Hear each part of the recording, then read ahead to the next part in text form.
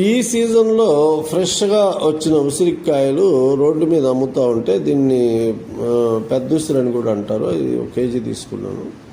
తర్వాత ఊరగాయ పెడదామని దాని కొలతలు వచ్చేసి ఇవి: ఆవాలు పావులో 1/3 వంతు, మెంతులు ఒక 3 టీ స్పూన్లు, ఉప్పు కల్లుప్పు ఒక పావు సేరు ఉప్పు, ఈ 3 ఎండబెట్టుకున్నాం.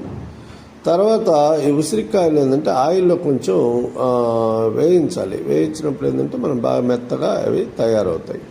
సో ఉప్పుని ఈ విధంగా మిక్సీ పట్టుకోవాలి.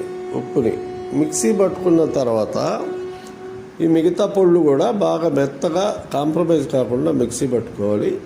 కారపొడి వచ్చేటప్పటికి ఒక పావు సేరు కలపాలి మామూలుగా. సో ఇవి మనం తీసుకున్న మిక్సర్. ఇప్పుడు మనం వాట్ చేసి రెడీగా పెట్టుకున్న వాటిని వేరే గిన్నెలోకి మార్చుకొని కలుపుకునేదానికి వీలుగా ఆ గిన్నెలోనే మనం వేసుకున్న కారపొడి కానీ లేకపోతే ఆవపొడి, మెంతిపొడి మిక్సరు ఇవన్నీ కూడా ఉప్పు అవన్నీ కూడా గిన్నెలో వేసేసి ఆ ఊరగాయని బాగా కలపాలి. ఉప్పు వేసేటప్పుడు మాత్రం కొద్దిగా జాగ్రత్తగా కొద్దిగా ఉప్పుని పక్కన తీసి పెట్టుకోవాలి. పక్కన తీసి పెట్టుకొని మనకు ఆ టేస్ట్ తగ్గట్టు మనం ఉప్పుని మళ్ళీ కావాలంటే యాడ్ చేసుకోవచ్చు.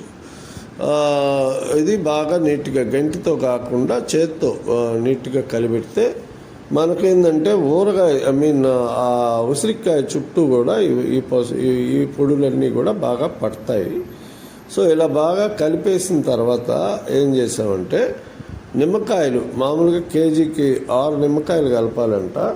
మనం ఏంటంటే ఆ ఫ్లేవర్ అంతా లెమన్ ఫ్లేవర్ వచ్చేస్తుంది కాబట్టి కేజీకి 3 నిమ్మకాయలు మాత్రమే. ఆ గింజలు తీసేసే జాగ్రత్తగా, అది చేదొస్తుంది మళ్ళీ గింజలు ఉంటే కలపాలి.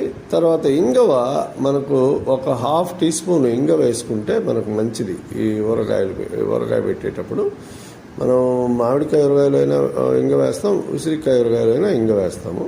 ఇప్పుడు ఆయిల్ ఏం చేసామంటే ముందుగా కాసి పెట్టున్నాము, అది చల్లారింది. ఆ ఆయిల్ తీసి దీంట్లో ఈ ఊరగాయలో పోస్తాం.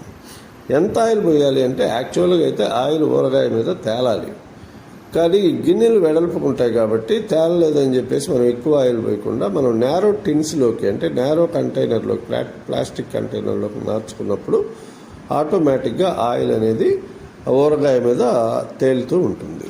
ఓకేనా?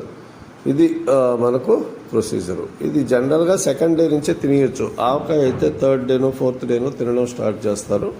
2nd డే నుంచే తినేయచ్చు. మేమైతే ఒక కాయ కొద్దిగా రసం వేసుకొని టేస్ట్ చేసాం, చాలా బాగుంది.